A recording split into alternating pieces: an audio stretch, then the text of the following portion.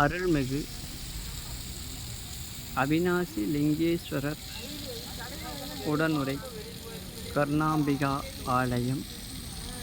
இந்த ஆலயம் இது நால்வரால் பாடல் பெற்ற பெரும் திருத்தலம். அவிநாசி அப்பர் ஆலயம்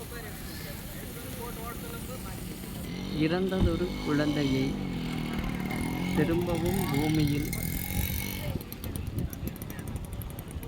கரைதனிலே கொண்டு வந்து உமிழ்ந்துவிட்டு சென்ற முதலையின் ஆற்றலையும் அதற்கு பதிகம் பாடிய சுந்தரமூர்த்தி நாயனாரின் பெருமையும் பறைசாற்றிக் கொண்டிருக்கும் ஓர் சிவாலயம்.